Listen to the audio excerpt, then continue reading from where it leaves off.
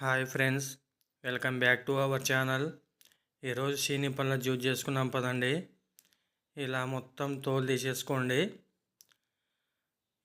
తీసుకున్న తర్వాత వీటిలో ఉన్న ఇత్తనాలు తీసేసుకున్నాం. ఇలా ఇత్తనాలు తీసేసుకుంటే చేదు రాదు జ్యూసు.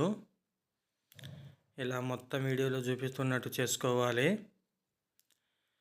ఒక మిక్సీ జార్లోకి తీసుకొని జ్యూస్ పట్టేది ఉంటుంది కదా, దాంట్లో తీసుకున్నాక షుగర్ యాడ్ చేసుకున్నాం ఒక 4 స్పూన్లు.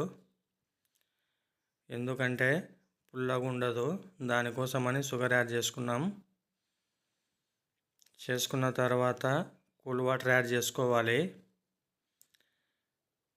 ఇలా మొత్తం పట్టేసుకున్న తర్వాత ఇలా పిప్పి వస్తుంది కాబట్టి మనం దీన్ని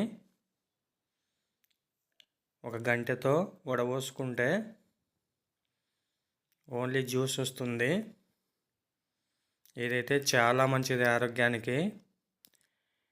విటమిన్ సి, విటమిన్ డి పుష్కలంగా ఉంటుంది ఈ జ్యూస్లో.